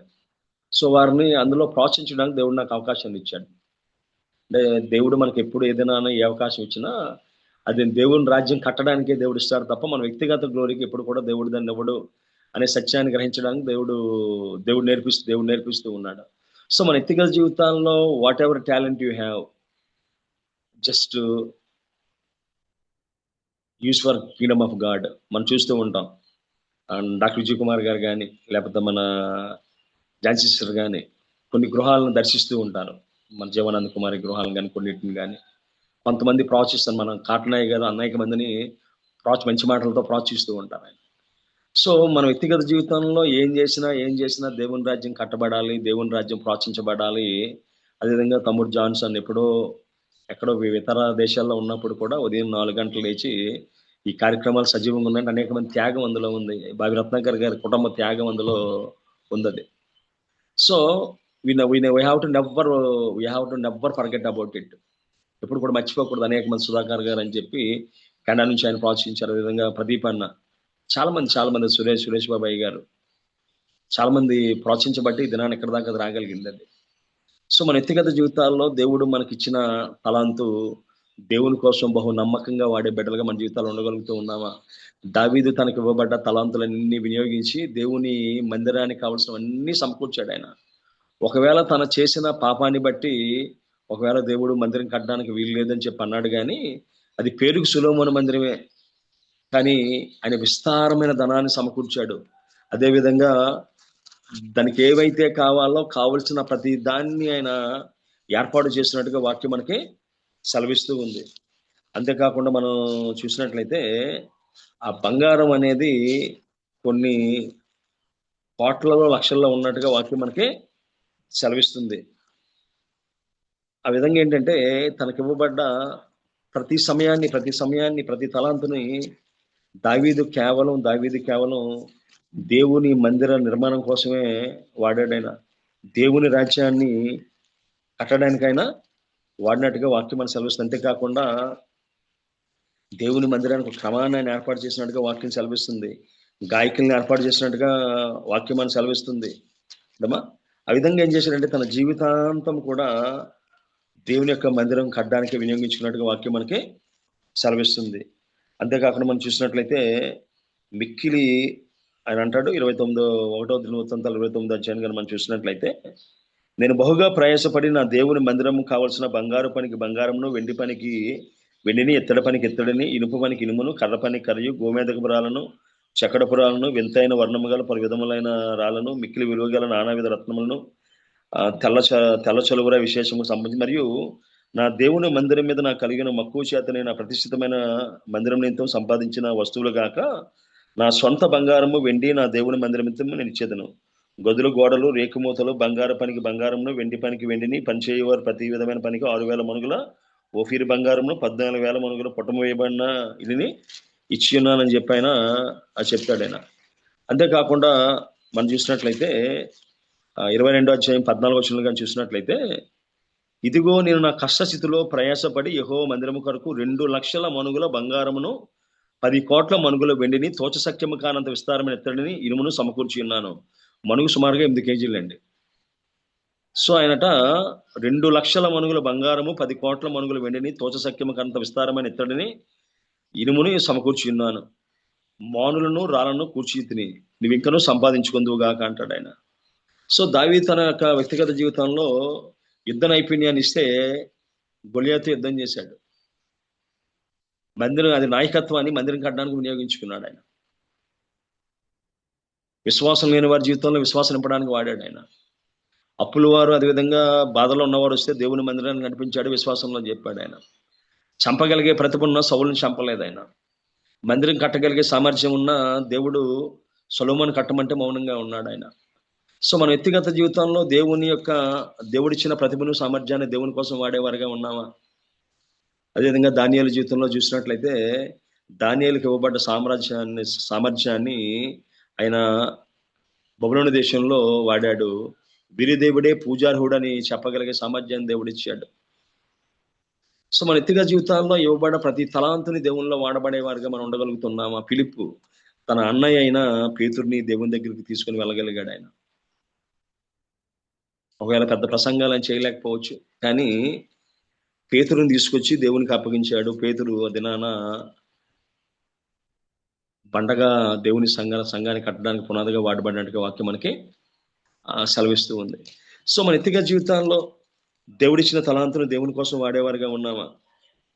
దేవుడిచ్చిన ప్రతిభను దేవుని కోసం వాడేవారుగా ఉన్నా? ఎస్తేరుకు దేవుడిచ్చిన ధైర్యం, ఎస్తేరుకు దేవుడిచ్చిన ఆ జ్ఞానము ఎడమా దేవుని కోసం వాడింది, దేవుని ప్రజలను కాపాడింది. తన అందాన్ని దేవుని కోసం వాడింది, తన యొక్క అందాన్ని దేవుని కోసం వాడింది, తన సామర్థ్యాన్ని దేవుని కోసం వాడింది, తన అందాన్ని దేవుని ప్రజలు రక్షించబడడానికి వాడింది, తన అందాన్ని దేవుని యొక్క ప్రజల క్షేమం కోసం వాడింది. నేను నశించిపోతానంది. రాజుగారితో ఆమె మాట్లాడిన విధానం, తన యొక్క దాసదాశులను ఉపాసనలు నడిపించిన విధానం ఎంత అద్భుతంగా ఉంటుందో. సో మన వ్యక్తిగత జీవితాల్లో దేవుడు అనుగ్రహించిన తలాంతులు దేవుని కోసం వాడేవారికి మనం ఉండగలుగుతున్నామా? అంతేకాకుండా సమయం మనకు అయిపోతుంది కాబట్టి నా మాటలు నేను కట్ చేసేటువంటి వెళ్తున్నాను. అపోస్తలుడైన పౌలు ఎంత అద్భుతంగా ఉంటుందో. అపోస్తలుడైన పౌలు జీవితం చదువుతూ ఉంటే రోమాలు నెక్కబొడుస్తూ ఉంటాయి. ఒకవేళ వారు హెబ్రీలను తెలిసి హెబ్రీ భాషలో మాట్లాడేవాడు, వారు శబ్దంగా వినేవారు. వాళ్ళు రోమీలు అయితే నేను రోమీని అని చెప్పేవాడు ఆయన. అందులో పరిచయాలు సద్దుకాయలు ఇద్దరు ఉంటే నేను పరిచయాన్ని చెప్పేవాడు ఆయన. అదేవిధంగా ఆసియా దేశంలో స్నేహితులు ఉంటే ఆ స్నేహాన్ని దేవుని కోసం వాడేవాడు. Whatever talent you have, whatever relationships you have, ఆయనకున్న పరిచయాలు, ఆయనకున్న జ్ఞానము, ఆయనకున్న చదువు, ఆయనకున్న సామర్థ్యము, సో ప్రతిదాన్ని దేవుని కోసం ఆయన వాడినట్టుగా వాక్యం మనకి సెలవిస్తూ ఉంది. గొప్ప ఆశ కలిగి వాడాడు, సమయమందును అసమయమందును. ఒక పక్క ఖైదీలకు వాక్యం చెప్పాడు, ఇంకో పక్క సైనికులకి వాక్యం చెప్పాడు, ఒక పక్క రాజులకు వాక్యం చెప్పాడు, ఒక పక్క అధికారులకు వాక్యం చెప్పాడు, దురాత్మతో పీడింపబడిన వారికి వాక్యం చెప్పాడు, గారడీ వారికి వాక్యం చెప్పాడు. పౌలు గారి జీవితాన్ని కానీ పరిశీలన చేసినట్లయితే, ఒక అపోస్తల కార్య గ్రంథం అంతా కానీ మనం చదివినట్లయితే, అర్ధరాత్రి ఆత్మహత్య చేసుకోవాల్సిన జైలు అధికారి ఎవరైతే అప్పటి వరకు ఆయన కొట్టాడో, ఎవరైతే దూషించాడో, ఆ దూషించిన వాని యొక్క ప్రాణాన్ని రక్షించేవాడిగా ఉన్నాడు ఆయన. Paul used every opportunity in his life to glorify God. ఎక్కడ అవకాశం దొరికినా సువార్త చెప్పడానికి ప్రయత్నం చేశాడు. తెలియబడిన దేవుడు ఆయనేనయ్యా. వ్యాఖ్యలు పడ్డాడు, ఆతురు పడ్డాడు, ప్రయాసపడ్డాడు. తన ప్రాణాన్ని తనకి ఎంత మాత్రము ప్రియమైన దానికైనా ఎంచుకోలేదన్నట్టుగా వాక్యం మనకి సెలవిస్తూ ఉంది. సో మన వ్యక్తిగత జీవితాల్లో దేవుడు అనుగించిన ప్రతిమను మనం వాడేవారికి ఉన్నామా? అదేవిధంగా చూసినట్లయితే అబీగైలు బైబిల్లో మాట ఉంది, సమాధానపరచువారు ధన్యులు, వారు దేవుని కుమారులు అనబడుదురని చెప్పి దావీదుకి నాబాలుకి మధ్య యుద్ధం జరగకుండా సమాధానం కలిగించడానికి ఆమె దేవుడు అనుగ్రహించిన కృపను వాడుకుంది. రూతు దేవుడు ఆయనకి ఇచ్చిన కష్టపడే గుణాన్ని అత్తను పోషించుకోవడానికి ఆమె వాడుకున్నట్టుగా వాక్యం అని సెలవిస్తుంది. సమరయ స్త్రీ తన సాక్ష్యం చెప్పి ఊరు వారందరినీ దేవుడు నడిపించిందట. సో మన వ్యక్తిగత జీవితాల్లో ఏ ప్రతిభ ఉందన్నది పక్కన పెట్టి ఇచ్చిన ప్రతి ప్రతిభను దేవుని సన్నిధిలో వాడగలిగే వారుగా ఉండగలుగుతూ ఉన్నామా? సమయం లేదు కాబట్టి ఎవరైతే దేవుడు తమకిచ్చిన తలాంతును భూమిలో పాతిపెట్టాడో ఆ వ్యక్తి జీవితాన్ని కానీ పరిశీలన చేసినట్లయితే బైబిల్లో ముందే చెప్పాడు. ఆయన ఏం చెప్పాడంటే, ఎవని సామర్థ్యము కొలది దేవుడు వారికి ఇచ్చిందని చెప్పి అక్కడ వ్రాయబడి ఉంది. సో మన వ్యక్తిగత జీవితాల్లో సిగ్గనో భయమనో లేకపోతే ఇబ్బంది కవుద్దనో ఆ వరాన్ని మనం దాచిపెట్టేవారుగా ఉన్నామా? దేవుని కోసం వాడేవారుగా ఉన్నామా? దాచిన ప్రతిభ భయమనే మట్టి కింద దాచుకున్న వరం, దేవుడిచ్చిన వెలుగు చీకట్లోనే నిలిచిన క్షణం. దాచిన ప్రతిభ భయమనే మట్టి కింద దాచుకున్న వరం, దేవుడిచ్చిన వెలుగు చీకట్లోనే నిలిచిన క్షణం. తప్పిపోతానేమో అని అన్న ఆలోచనతో విశ్వాస తలుపు మూసుకున్న వేళలో వెలిగే అవకాశం ఉన్న దీపం నూనె ఉన్న వెలగని స్థితిలో, ప్రతిభ ఉన్న ప్రతిభను వాడని స్థితిలో, దాచిన ప్రతిభ కీర్తి లేదు, మౌనంగా అది ముడుచుకుపోతుంది, వాడకపోతే వరం శిక్ష అవుతుంది, కాలం దాన్ని ప్రశ్నిస్తుంది. సో దేవుడు మనకిచ్చిన చాలాసార్లు మనకి ప్రసిద్ధ సిస్టర్ కానీ అదేవిధంగా తండ్రి జాన్ సిస్టర్ కానీ ఈ యొక్క సాక్ష్యాలు చెప్పమన్నప్పుడు చెప్తున్నప్పుడు కొన్నిసార్లు చెప్పడానికి ఇష్టపడడం, కొన్నిసార్లు ఎవరైనా పాట పడతాం ముందుకు రా. సో నూనె ఉన్న వెలగలని స్థితి అట అది. నూనె ఉంది, వెలగలం, కానీ వెలగని స్థితి. వెలిగిన దీపమే ఇంకో దీపాన్ని వెలిగించగలదు. అది వెలిగే అవకాశం ఉన్న ఆరిపోయే స్థితిలో ఉన్న దీపం, నూనెన్న వెలగ స్థితిలో ఉన్న దీపం, దాచిన ప్రతిభకు కీర్తి ఉండదండి. మౌనంగా అది ముడుచుకుపోతుంది, వాడకపోతే వరం శిక్ష అవుతుంది, కాలం దాన్ని ప్రశ్నిస్తుంది. భూమిలో పూడ్చిన తలాంతు, హృదయంలో పుట్టిన పశ్చాత్తాపం, చేయగలని పని చేయకపోవడం అదే జీవితానికి పెద్ద నష్టపదం. భయం చెప్పింది వాడుకో, విశ్వాసం చెప్పింది నడుచుకో. భయం చెప్పిందంట వాడకు ఆ ప్రతిభనని, కానీ విశ్వాసం చెప్పింది నడుచుకో, వాడుకో. భయం గెలిచిన క్షణంలో వరమంతా వృధా అయిపోయింది చూడు. ప్రభు అడిగిన ప్రశ్నకు మాటలే మిగిలాయి. నిన్ను బట్టి భయపడ్డాన జవాబు వరానికి సమాధిరై అయింది. సో మన వ్యక్తిగత జీవితాల్లో ప్రతిభను దేవుని కోసం వాడేవారుగా ఉన్నామా? నన్ను సృష్టించావు వెలుగుగా, కానీ నన్ను దాచావు నీడగా. పాడమన్నావు ఆకాశమంతా, కానీ మౌనంలో నన్ను ఉంచావంటాడు. సో మన వ్యక్తిగత జీవితాల్లో ప్రతిభ లేని వారంటూ ఎవరు లేరు, కానీ ఉన్న ప్రతిభను వాడని వారే ఎక్కువ. దేవుడు వచ్చిన వరం మీద మనిషి తాళం వేసి బిగించేస్తున్నాడు. సో ఎప్పుడైనా దేవుడు మనకి ఇచ్చిన తలాంతం దేవుని కోసం వాడేవారుగా ఉన్నామా? బైబిల్లో మనం చూసినట్లయితే కోరాహు తనకు ఇవ్వబడ్డ నాయకత్వాన్ని ఏం చేశాడంటే 250 మంది మరణానికి భూమి విరిచి మోషే మీద తిరుగుబాటుకు ప్రేరేపించి 250 మంది చనిపోవడానికి కారణమయ్యాడు. ఆ తర్వాత చనుకున్న వారిలో 14,000-7,000 మంది చనిపోయినట్టుగా వాక్యం సెలవిస్తుంది. దేవుడిచ్చిన నాయకత్వ లక్షణాన్ని సరైన దిశగా వాడకపోతే మనం అనేక మంది చంపేవారిగా ఉంటాం. మనం అదేవిధంగా ఇస్కరియోతు యూదా లాంటి వారు దేవుడిచ్చిన ప్రతిభను దేవుడి పతనానికి వాడడానికి సిద్ధపడ్డారు. వాళ్ళు దేమ అన్నవాడు లోకాన్ని స్నేహించుకొని వెళ్ళిపోయాడు. ఒకవేళ మన వ్యక్తిగత జీవితంలో దేవుని రాజ్యాన్ని కట్టేవారిగా ఉండాలి, దేవుని మందిరాన్ని కట్టేవారిగా ఉండాలి, దేవుని రాజ్యానికి ఉపయోగపడేవారిగా ఉండాలి తప్ప మన యొక్క దేవుడిచ్చిన తలాంతును దేవునిపై వాడే సాతానుగా ఉండకూడదు. సో సాతాను మొట్టమొదట దేవుడిచ్చిన తలాంతుని దేవునికి వ్యతిరేకంగా వాడింది సాతానే. ఈ సృష్టిలో దేవుని కన్నా హెచ్చించుకుంటాను, సభాపర్వతాన్ని ఎక్కిపోతాను అని చెప్పి అనుకొని పతనానికి పడిపోయింది. సో రెండో విషయం ఏంటంటే, ఎవరికైతే ప్రతిభ ఉందో ప్రతిభ ఉన్న స్థానంలో గర్వం అనేది ఉంటుంది.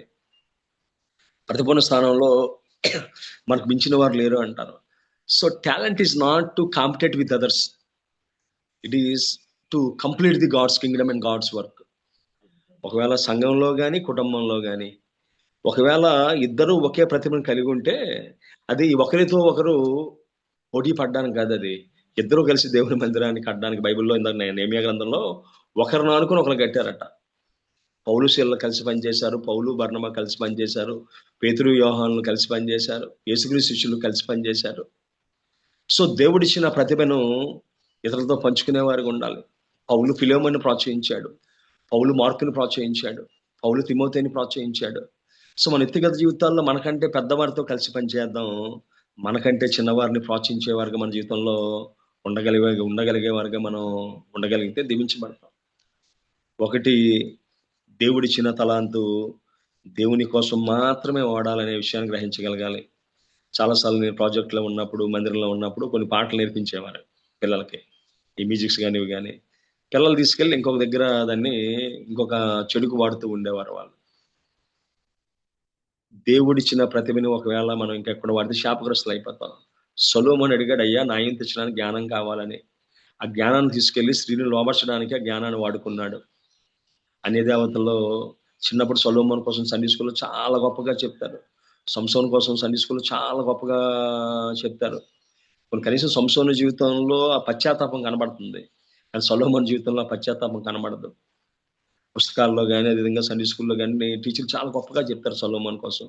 అలాగే సామెతలు, ప్రసంగం కూడా ఆ సంగతి మనం నిరూపిస్తాయి. బట్ మాదిరిగా ఉండవలసిన వాడు అభ్యంతరకరంగా మారిపోయాడు. ఆయన అభ్యంతరకరంగా మారిపోయాడు. దేవుడిచ్చిన తలాంత ఏమడిగాడంటే, అయ్యా ఇంత విశాలమైన ప్రజలు నాయంతించిన జ్ఞానం చాలదు ప్రభావ, జ్ఞానం ఇమ్మన్నాడు. తీరా చూస్తే ఆ జ్ఞానాన్ని తీసుకెళ్ళి ఇంకెక్కడో వాడినట్టుగా వాక్యం మనం సెలవిస్తుంది. ఆ కుమారుడు, కుమార్తె, మనం కానీ మన పిల్లలు కానీ దేవుడిచ్చిన తలాంతుల్ని దేవుని రాజ్యానికి మాత్రమే వాడబడాలి, దేవుని రాజ్యం కట్టడానికి మాత్రమే వాడబడాలి. కొన్నిసార్లు క్రైస్తవ బిడ్డలు ఇతర స్థలాల్లో ప్రతిభను వాడడానికి కారణం ఏంటంటే, గొప్ప రావాలని, ఘనత రావాలని వాడతారు. అది శాపంగా మారుతుంది తప్ప అది దీవెనకరంగా మారదు. మనం చూస్తున్నాం చాలా మంది. రాజా హేబెల్ అన్న ఆయన ఆ యొక్క ఫీల్డ్ విడిచిపెట్టి ఈరోజు సేవకు వచ్చేసాడు ఆయన. అదేవిధంగా అనేక మంది హీరోయిన్స్, అనేక మంది మ్యూజిక్ డైరెక్టర్స్, అదేవిధంగా రజనీకాంత్ అన్న ఆయన ప్రే ఫర్ ఇండియా అనే పాటలు పాడే వ్యక్తులు చాలా మంది, అనిల్ కాంత్ అన్న ఆయన. సో మన వ్యక్తిగత జీవితంలో దేవుడిచ్చిన ప్రతి తలాంతుని దేవుని కోసం మాత్రమే వాడదాం, ఆయన రాజ్యం కట్టబడడానికి మాత్రమే వాడదాం. ఒకవేళ నువ్వు హెచ్చించబడాలని ఆశ ఉందో, బైబిల్లో మంచి మాట ఉంది, తగిన సమయం ఎందు దేవుడు మిమ్మల్ని హెచ్చించినట్లు ఆయన బలిష్టమైన చేతి కింద మీరు దీన మనసులుగా ఉండండి. అంతేకాకుండా ఎక్కడైతే మారుమూల ప్రాంతంలో రహస్యంగా సేవ చేస్తున్నామో ఆ సేవకు ఇవ్వాల్సిన ప్రతిఫలాన్ని దేవుడు మన ఉద్యోగం చేస్తున్న స్థలాల్లో కానీ, కుటుంబాల్లో కానీ, సమాజంలో కానీ ఒక దినాన దేవుడు మనకి ఇవ్వాల్సిన గుర్తింపు, గౌరవాన్ని దేవుడు ఇస్తాడు. నువ్వు పరిగెట్టవలసిన అవసరం లేదు. బైబిల్లో ఒక మాట ఉంది, మీరు బహుగా ఫలించడం వలన నా తండ్రి సంతోషించును. నువ్వు నేను బహుగా ఫలించడమే కావాలి. ఏ స్థలంలో వేసినా, యోసేపుల గొత్తులో వేసినా, పొతీఫరు గృహంలో వేసినా, అదేవిధంగా ఫరో ఇంట్లో వేసినా, రాజ్యంలో వేసినా మనం ఫలించాలన్నదే దేవుని యొక్క సంకల్పము, కోరిక. సో మన వ్యక్తిగత జీవితంలో బెస్సాలేలు వలె దేవుడిచ్చిన ప్రతి తలాంతుని దేవుని కోసం వాడదాం. దావీదు వలె చిన్ననాటి నుంచి దేవుని రాజ్యాన్ని కట్టడానికి, దేవుని పక్షాన సున్నత లేని ఫిలిష్తీయుడు ఏ పాట వాడని చెప్పడానికి, యుద్ధం యెహోవాదని ధైర్యపరచడానికి, అప్పుల్లో శ్రమల్లో ఉన్నవారిని దేవుని విశ్వాసం నడిపించడానికి, తన జీవితం అంతా దేవుని కోసం వాడినట్టుగా వాక్యం మనకి సెలవిస్తుంది. ఒక దానియేలు, ఒక యోసేపు, ఇంకా చాలా మంది. We have so many people in the Bible who used their talent for God's glory. మనం చూస్తాం తబితన్న ఆవిడ, ఆమె కుట్టిన బట్టలు, ఆమె చేసిన మంచి పనులు, సో వాటితోనే ఆమె దేవుని రాజ్యాన్ని కట్టినట్టుగా వాక్యం మనకి సెలవిస్తూ ఉంది. సో మన వ్యక్తిగత జీవితాల్లో మనకి ఇవ్వబడ్డ ప్రతి తలాంతుని దేవునిలో వాడదాం. ఎవరైతే తలాంతుని వాడారో వాడిని ఇంకా దేవుడు ఇచ్చేసాడటమ్మా. యేసేపు పొతీఫరు గృహంలో నమ్మకంగా ఉంటే ఐగుప్తు దేశానికి దేవుడు రాజుని చేసినట్టుగా వాక్యం సెలవిస్తుంది. దావీదు సౌలు దగ్గర నమ్మకస్తుడిగా ఉంటే ఇశ్రాయేలు రాజ్యాన్ని 30 సంవత్సరాలు 30 దేశాలు పరిపించగలిగే ప్రతిభలో దేవుడు ఇచ్చినట్టుగా వాక్యం సెలవిస్తుంది. పేతురు నమ్మకస్తుడిగా ఉంటే దేవుని మందిరాన్ని ఆయన మీద కట్టగలిగే కృపను దేవుడు ఆయన అనుగ్రహించినట్టుగా వాక్యం మనం సెలవిస్తుంది. సో మన వ్యక్తిగత జీవితంలో నమ్మకస్తులుగా ఉందాం, దేవుని రాజ్యాన్ని కట్టడానికి వాడదాం. దేవుని రాజ్యంలో మనము మన కుటుంబాలు వాడబడిన గాక. ప్రార్థన చేసుకుందాం.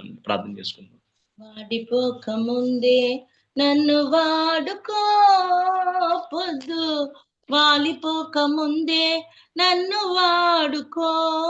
Try to use every God given talent. వాడిపోక ముందే నన్ను వాడుకో, వ్యర్థమైపోకముందే వాలిపోక ముందే ధనము, స్వరము, సర్వం వాడుకో.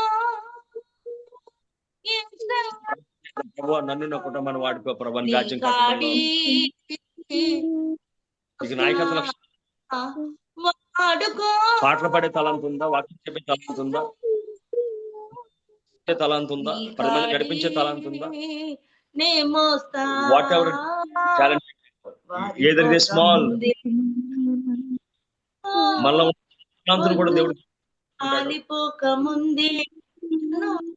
చిన్నవారే చాలా చేయడానికి బైబిల్లో దేవుడు వాడుతున్నాడు. మన వయసు వ్యర్థం కాకుండా దేవుడు ఇచ్చిన వరాలన్నీ కూడా అర్థాన్ని దేవుని కోసం వాడుతాం. అపోస్తలుడైన Paul, whatever talents you have, whatever qualifications you have, whatever relations you have, ఆయనకు వచ్చిన భాష, ఆయనకున్న ప్రతి దాన్ని దేవుని కోసం వాడాడు. దేవుని కోసం పరిగెత్తాడు. దేవుని కోసం పరిగెత్తాడు.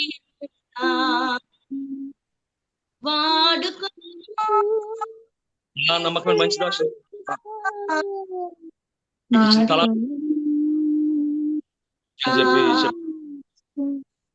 పోక ముందే నన్ను వాడుకో, పొద్దు వాలిపోక ముందే ప్రభా. అయ్యా మందిరాలు కట్టడానికి ప్రభా, బెసాలు వెళ్ళే ప్రభా నువ్వు ఇచ్చిన ప్రభా. అయ్యా ఆత్మను బట్టి నీకు వందనాలు తండ్రి, జ్ఞానాన్ని బట్టి నీకు వందనాలు ప్రభా, ప్రతిభను బట్టి నీకు వందనాలు తండ్రి. అయ్యా మా వ్యక్తిగత జీవితంలో ఏదైతే తండ్రి తలాంతులు మాకు ఇచ్చావో ప్రభా, ప్రతి దాన్ని రాజ్యంలో ప్రభా, రాజ్యం కట్టబడడానికి, విస్తరించడానికి, స్థిరపరచడానికి వాడుకోగలిగే జ్ఞానము, శక్తి, బలము దయచేయండి ప్రభా. అయ్యా తండ్రి మాకు ఇచ్చిన ప్రతిభను ప్రభా, నువ్వు చెప్పినట్టుగా ప్రభా నీ మహిమను తండ్రి వేరొకరు ఇచ్చే వరకు మా జీవితాలు ఉండనివద్దయ్యా. నువ్వు ఇచ్చిన తలాంతులు ప్రభా వేరొకరికి ప్రభా వినియోగించేవారు ఉండనివద్దయ్యా. ప్రభా మాకు ఇచ్చిన తలాంతో నిన్ను మాత్రమే గణపరిచేవారుగా, నిన్ను మాత్రమే హెచ్చించేవారుగా, నీ రాజ్యం కట్టబడడానికి వాడబడేవారుగా సహాయం చేయండి తండ్రి. అయ్యా నువ్వు ఇచ్చిన ప్రతిభను తండ్రి, అయ్యా దీపాలను వెలిగించగలిగే సామర్థ్యం ఉన్న వెలగని స్థితిలో మేము ఉంటే, అయ్యా వెలగలిగే స్థితిలో ఉండి కూడా ప్రభా మేము తండ్రి మౌనమైన స్థితిలో మేము ఉండిపోతే, అయ్యా పొద్దున లెక్క అప్పచెప్పాల్సి ఉంది ప్రభా. అయ్యా మేము లెక్క అప్పగిస్తే తండ్రి బలా నమ్మకమైన మంచి దాసుడా కొద్దిగా నమ్మకున్నాం కాబట్టి అనేకమైన మాట మీద అధికారిగా నియమిస్తామని ఉండాలి కానీ తప్ప ప్రభా సోమరమైన చెడ్డదాసుడు అన్నట్టుగా ఉండకుండా ప్రభా మా జీవితాలు వాడుకోమని ప్రార్థన చేస్తున్నాను తండ్రి. నువ్వు ఇచ్చిన ప్రతి ప్రతిభను తండ్రి ప్రభా మాకు ఇవ్వబడ్డ ప్రతి ప్లాట్ఫామ్ లో ప్రభా నేను హెచ్చించడానికి, నేను గణపరచడానికి వాడుకోమని ప్రార్థన చేస్తున్నాను తండ్రి. అయ్యా మధ్య తుఫానుల్లో ప్రభా, అయ్యా 14 రోజులంతా చీకటి ఉంటే ప్రభా, ఆ చీకటిలో ప్రభా పబులు నేను మైలుపరిచాడు తండ్రి. అర్ధరాత్రి వేళ ప్రభా ఆ యొక్క జైల్లో ప్రభా నీకు సాక్షిగా ఉన్నాడు తండ్రి. ఏదెన్స్లో ప్రభా అనేక విగ్రహాల మధ్య నీకు సాక్షిగా ఉన్నాడు ప్రభా. అగ్రపరచ దగ్గర నీకు సాక్షిగా ఉన్నాడు తండ్రి. స్థితిలో ఉన్న ప్రభా నీకోసం వాడబడిగా ఉన్నాడు ప్రభా. ఈ విధంగా వాడబడగలిగే కృప మాకు మా కుటుంబాలకు దయచేయమని యొక్క వచ్చే ఫెలోషిప్ను ప్రత్యేకంగా దీవించమని ఈ చిన్న ప్రార్థన మా ప్రభును ప్రియకుమారుడైన యేసుక్రీస్తు దివ్యనామాన్ని వేడుకుంటున్నాను పరమ తండ్రి. ఆమేన్. ఆమేన్. అందరికీ వందనాలు. ఆమేన్. వందనాలు గారు. మరి చాలా చక్కని వర్తమానం. ఇవ్వబడ్డ ప్రతి తలాంతు ఆయన రాజ్య వ్యాప్తి కొరకు, ఆయన మహిమ కొరకు వాడాలని, మరి అబిలిటీని బట్టి కాదు కానీ దేవుడు అవైలబిలిటీని బట్టి వాడుకోవటానికి మరి వాడుకుంటాడని, వాడబట్టానికి కూడా మనం ఇష్టపడాలి, సిద్ధంగా ఉండాలి. చాలా చక్కని వర్తమానం, ఎన్నో ఉదాహరణలు, అసలు బైబిల్ మొత్తం చెప్పేసినట్టున్నారు, అన్ని ఉదాహరణలు చెప్పారు. మరి చక్కని వర్తమానం అందించిన రెవరెండ్ జామి రవికుమార్ గారికి ప్రత్యేక వందనాలు తెలియజేస్తూ, మన మధ్యలో ఉన్న పాస్టర్ తోట బాలస్వామి గారు ముగింపు ప్రార్థన, పరలోక ప్రార్థన ఆశీర్వాదం ఇవ్వాల్సిందిగా కోరుతున్నానండి. ప్రేమ కలిగిన తండ్రి, కృప కలిగిన మా దేవా, నీకు వందనాలు స్తోత్రాలు చెల్లిస్తున్నావు నాయనా. నీ అనంతమైన ప్రేమను, నీ కృపను మా మీద కుమ్మరించి రాత్రంతా కూడా మాకు సుఖమైనటువంటి నిద్రను అనుగ్రహించి మా యొక్క ఆయుష్లో మరి యొక్క నూతనమైనటువంటి దినాన్ని నువ్వు పొడిగించినందుకు హృదయపూర్వకముగా నీకు కృతజ్ఞతాస్తుతులు చెల్లిస్తున్నావు నాయనా. ఈ ఉదయకాల సమయంలో నీవిచ్చినటువంటి ప్రభానైనా ఈ అవకాశాన్ని బట్టి నీకు వందనాలు స్తోత్రాలు. నీ మాటలు వినేటువంటి ధన్యతను నువ్వు మాకు అనుగ్రహించావు. నీకు వందనాలు స్తోత్రాలు చెల్లిస్తున్నావు నైనా. అయా నైనా, ప్రతి ఒక్కరికి కూడా నైనా ఏదో ఒక తలాంతును నువ్వు అనుగ్రహించావు. దానిని మేము గ్రహించుకొని నీవిచ్చినటువంటి తలాంతును ప్రభువా మేము ఉపయోగించి నైనా మేమందరం కూడా నిన్ను మహింపరచాలనేటువంటి ఉద్దేశం నువ్వు కలిగి ఉన్నందుకు నీకు వందనాలు స్తోత్రాలు.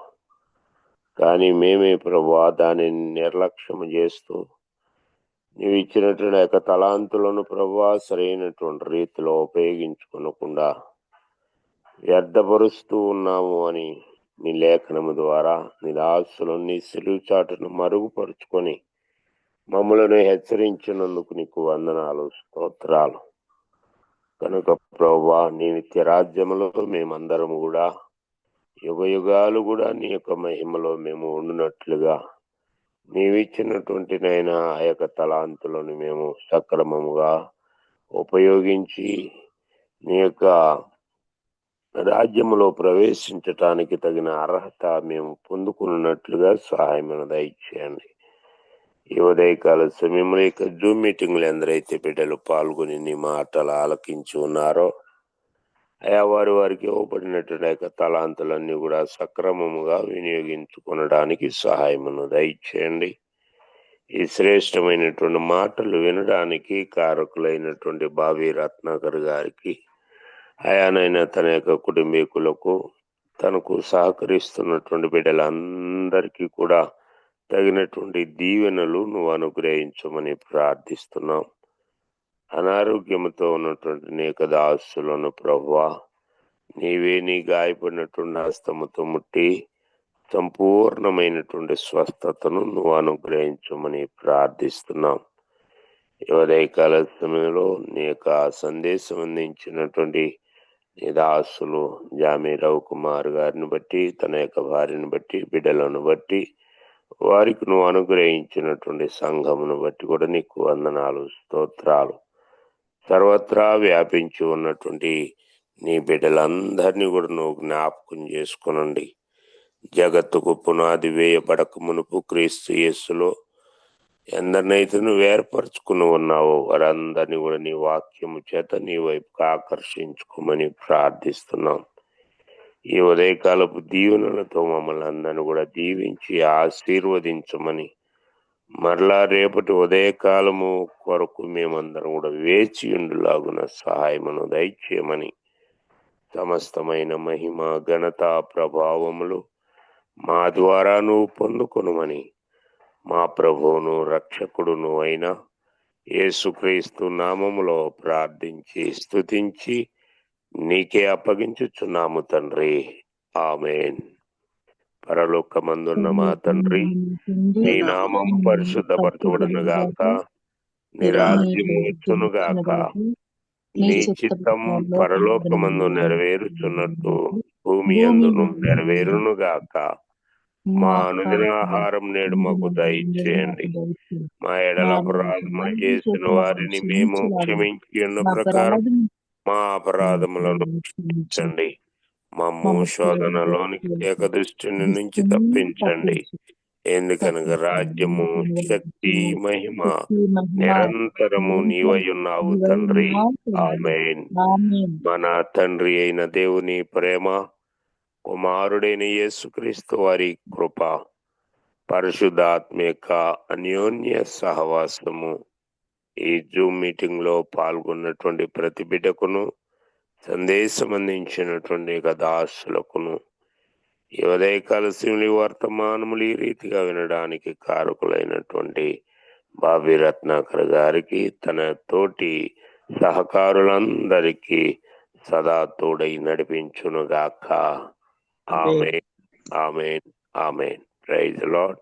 అందరికీ వందనాలండి.